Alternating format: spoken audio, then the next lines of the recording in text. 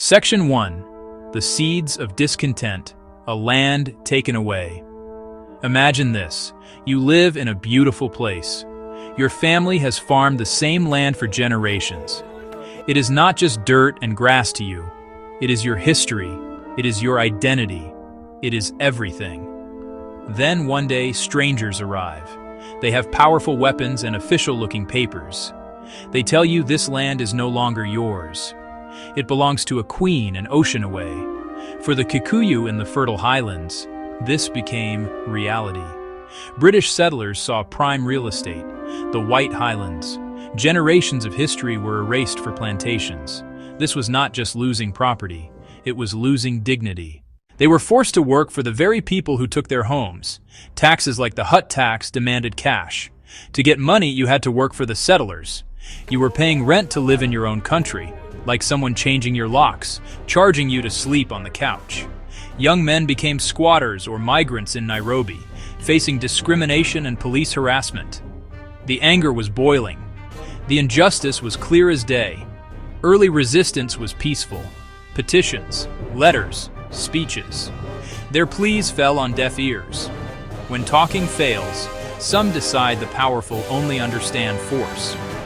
Oaths sworn in the night were lighting a fuse. The time for fighting had begun. Section 2. The Oath, Birth of the Maumau. No headquarters, no public leader. It grew in shadows. The world called it maumau. The name is a mystery. The purpose was crystal clear: reclaim land and freedom. A traditional oath bound members for life. They swore secrecy, unity, and obedience to their leaders. If called to shed my blood for our land, I shall obey. It was a sacred vow, unbreakable. The ceremony transformed farmers into freedom fighters, a decentralized network of small cells. Workers and servants smuggled supplies and intelligence. They were tired of being second class in their homeland. British propaganda demonized the rituals. For oath takers, it meant empowerment. We are Africans. The movement spread rapidly through Kikuyu, Embu, and Meru. When the crackdown began, members had a choice: surrender or fight. Many chose the forest, Aberdare, and Mount Kenya. They were ordinary people who became the Land and Freedom Army. Life in the forest was harsh. They battled the British and nature. Their arsenal was basic. They faced modern rifles, machine guns, even bombers.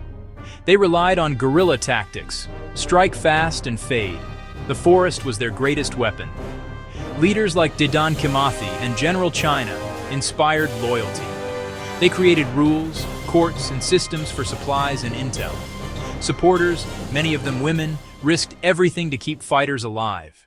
Section 4. Operation Jock Scott, the British response. Settlers saw Mau Mau as bloodthirsty terrorists. On 20th October 1952, mass arrests swept Nairobi and the reserves.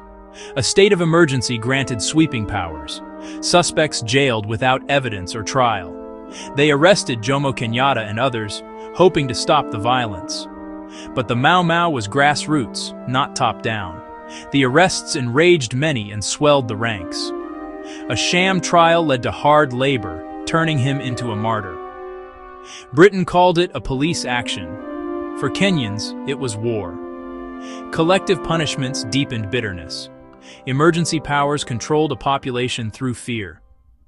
The state of emergency turned Kenya into a vast prison. The aim: sever fighters in forests from supporters in reserves. Over 1 million people were herded into fortified villages. Barriers, trenches, and armed guards ended freedom of movement. Curfews, cramped huts, constant surveillance. Food was rationed, disease spread. A loyalist militia enforced rules, and often extorted. Confiscations and forced labor became routine. Abuse created deep, lasting wounds. Suspected hideouts were bombed. Massive sweeps and rewards for leaders like Dedan Kimathi. Turned trackers and village divisions pitted Kenyan against Kenyan.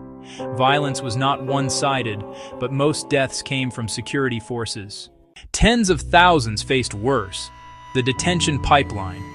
Officially for rehabilitation, in truth, for breaking wills. Confession by coercion replaced justice. Accusation alone could consign you to this system. Conditions were inhumane. Hola, Manyani, Athi River. Starvation diets and backbreaking labor. Torture was systemic, hidden behind euphemisms. The psychological pressure was immense. 11 detainees were clubbed to death at Hola. A coroner exposed the lie. The British public was shocked. How could an anti-fascist nation run such camps? Hola hastened the end of the emergency and Kenya's road to independence. By the late 1950s, Britain was winning militarily in the forests, but it was losing the political war at home and abroad. The wind of change blew across Africa. A new generation pushed for constitutional reform. Moderates leveraged the uprising to force talks. Kenyatta became the indispensable symbol. Released in August 1961, he led KANU into negotiations. Despite settler resistance, majority rule became inevitable. Sacrifice in forest and camps paved the way for political victory.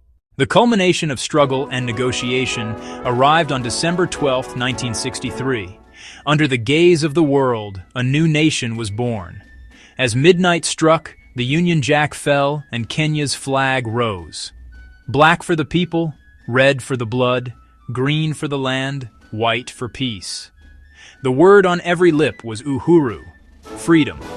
Jomo Kenyatta became Prime Minister, then President, urging unity and forgiveness. He called for moving forward together. Fears of chaos faded as a peaceful transition took hold. Willing buyer, willing seller brought slow change but stability. Yet many Mau fighters received no land, no compensation, no recognition. The uprising left deep scars, a civil war and a liberation war. For decades, schools taught politics of peace, not the fighter's sacrifice. The Mau remained banned until 2003. Veterans lived with trauma and poverty. Wounds within communities ran deep. A new generation began unearthing suppressed stories. In 2013, Britain acknowledged torture and compensated victims. Kenya honors its struggle while looking forward. Freedom is never free. Courage met overwhelming odds. Remembering is not to reopen wounds, but to honor truth and dignity. Respect every part of the journey that led to that hopeful midnight in 1963.